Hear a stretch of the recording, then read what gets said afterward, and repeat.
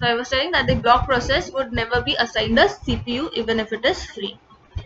Next, what is process scheduling? Process scheduling मतलब बहुत सारे processes होते हैं. As we saw that multi-programming is very important, multitasking as well, because there are many processes running so that CPU utilization proper हो.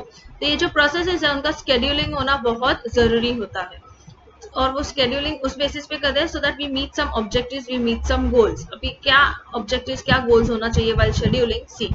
First is fairness. Fairness in the sense जो भी processes are in line, you should make sure that every process will get the CPU time. Good throughput. Good throughput in the sense, throughput का मतलब होता है the time between you are sending a process for execution and the time you are getting the result. जितना कम time होगा between your execution and result, उतना ज़्यादा throughput होगा. यानी जितना कम वेटिंग टाइम होगा फॉर द रिजल्ट उतना ज्यादा थ्रूपुट होगा. So we have to make sure that there is good throughput, यानी यूजर को ज्यादा वेट ना करना पड़े उसके रिजल्ट्स के लिए. गुड सीपीयू यूटिलाइजेशन मतलब you have to make sure there are an number of processes that the CPU is continuously running one or the other processes and its resources are utilized efficiently. Low turnaround time, exactly throughput के जैसा मैंने बोला था, turnaround time is the response time or the waiting time. Low waiting time again that is the same thing. Good response time again that is the same thing. ये सिर्फ अलग अलग terms use किए हैं और कुछ नहीं. So read this paragraph, इसका detail इसके लिए I'll just explain the concept.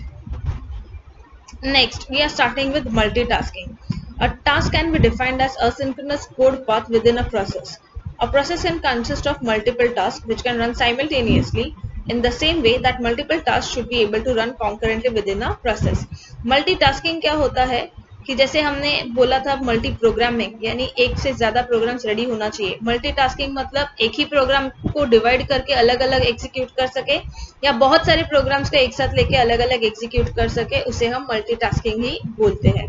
तो मल्टीटास्किंग होना बहुत जरूरी है again for CPU utilisation only. Nothing great in that, बस वही सेम कंसेप्ट है. Next is time sharing. Now time sharing is an important factor because we have to make sure that CPU का time is given to everyone. CPU utilization is one of the factor, but ऐसा नहीं होना चाहिए कि फिर वो एक हाथ दो execution ही कर रहे हैं बार बार, बाकी processes को time ही नहीं दे रहे हैं. So there are different algorithms, there are different techniques which are used which makes sure that जो CPU है उसका utilization, CPU का time is again used properly. Every process is getting that time, every process is being able to be executed. ये जो context switching वगैरह होता है because of this, ये अपने पास बहुत सारे methods है like first come first serve method है, round robin scheduling है. ये सारे algorithms ऐसे हैं जो automatically decide करता है कि CPU कब कौन सा process कैसे execute करेगा. You all don't have that in detail, but ये सिर्फ मैंने एक example के लिए बताया था क्योंकि ये सब बोलना बहुत simple होता है, but when you go and implement the algorithm, it is very difficult to handle multiple tasks and to make sure that every task is getting CPU time. So time sharing is very important concept. वरना क्या हो जाएगा कि जो process execution में है वही execution चालू रहेगा end तक और जो बाकी के लोग हैं वो सिर्फ wait करते ही जाएंगे. So that is not a good sign. Next we come to memory management. Now when we talk about memory management, I told you कि memory management में बहुत सारी चीजें होती है देखने के लिए कि free space कौन सा है, occupied कौन सा है, contiguous है या नहीं, linked allocation हो सकता है कि नहीं, कौन से type में जाना चाहिए, कैसे store करेंगे तो access will be easy, updation or any kind of operation manipulation on that data is easy, how to transfer, will it take time to transfer it from cache to memory or CPU to memory or not. So all these factors come together, then that is called as memory management. यानी ये सब factors पे हम बहुत ज़्यादा ध्यान देते हैं. ये जो memory management है, see it performs following things to keep a track of all memory locations free and allocated, जैसा मैंने बोला था. To decide memory allocation policy, that is which process should get how much memory, जो हमने पहले भी देखा था कि कौन सा process को कौन से technique से और कितना memory allocate होना चाहिए. To use various techniques and algorithms to allocate and deallocate memory locations, यानी ऐसा techniques और algorithms use करो कि memory allocate deallocate अपने आप हो. memory अगर allocate होता है तो भी system में notification आना चाहिए, memory free होता है तो भी notification आना चाहिए, so that we come to know कि अगर कोई और दूसरा process है which is waiting to be stored in main memory, then we can store it properly. ये रहा memory of a single computer, ये उसका diagram है. फर्स्ट लेवल पे कर्नल है, then we have command interpreter, then processes and then free memory. मतलब ये free memory है जिसमें से प्रोसेसेस ने कुछ ऑक्यूपाई करके रखा है एंड उसके बाद जो भी प्रोसेस या कुछ भी डेटा है तो हम ये मेमोरी में से जगह उठा के we can store over there. Next comes partitioning. I am explaining you this because इसके थ्योरी में ज्यादा कुछ है नहीं, ये जो कंसेप्ट है मैं वही बोल रही हूँ क्योंकि थ्योरी में बार बार अननेसेसरी ड्रैग करके वही चीजें दी है।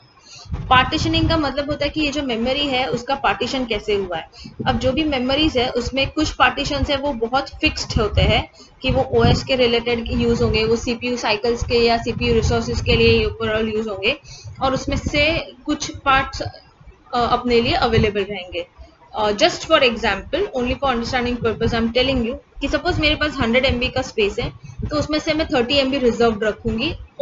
I'll allow only 70 MB to be used by the user for his data or something. So जब भी मेमोरी का पार्टीशन होता है तो ये ऑलरेडी एक पार्टीशन इंटरनली हुआ रहता है। तो that is all about partitions. Next we study different types of partitioning. First जो रहता है, सी यहाँ पे ये रहा, first I will see 32K का memory is divided like this. Okay, कि जैसे मैंने बोला था कुछ ऑलरेडी फिक्स पार्टीशंस रहते हैं, कुछ ये देखो स्मॉल जॉब्स के लिए 4K, एवरेज जॉब्स के लिए 6K, लार्ज जॉब्स के लिए 12K। तो कोई प्रोग्राम बहुत छोटा है तो वो इधर ये वाले पार्टीशन में स्टोर होगा, कोई प्रोग्राम बहुत बड़ा है, कोई टास्क बहुत बड़ा है, लेंदी है, तो वो ये पार्टीशन में स्टोर होगा। पार्टीशंस के भी टाइप्स होते हैं, first fixed and next is variable. I don't know if you have fixed और नॉट, ठीक है। एनीवेज, फिक्स पार्टीशनिंग में ये होता है कि जगह एकदम फिक्स होती है, जैसे हमने यहाँ पे देखा था कि 4K मतलब 4K for small jobs, average के लिए 6K, लार्जर जॉब्स के लिए 12K। तो इसको हम कभी भी चेंज नहीं कर सकते for life. Once you have partitioned it this way, it will be similar way for the rest of the life of that system till it continues. So this is called as fixed partitioning. Variable partitioning मतलब आप कभी भी move कर सकते हो। फिलहाल आपने एक जॉब है जिसको 40K से 100K के बीच की जरूरत है तो उसको आप उतना ही अलॉट करोगे। फिर जॉब 2 के लिए इतना है, जॉब 3 के लिए इतना, and this space is free. But when you know that job 2 is not needing it any more तो वो डिलीट हो गया सपोज, और जॉब 4 वेट कर रहा है लेकिन जॉब 4 को इतनी पार्टीशन की इतना मेमोरी स्पेस की जरूरत नहीं है। See it is requiring only half of the memory available. So पहले जहाँ पे ये पार्टीशन इतने में डिवाइडेड था, अभी ये पार्टीशन सिर्फ इतने में डिवाइडेड है। So that is called as variable partitioning. For example, let's say यहाँ पे 30K का नीड है, यहाँ पे it is needing 160K, 180K, let us take that. तो ये 180K का ब्लॉक है, 100 से 200K तक का, ठीक है।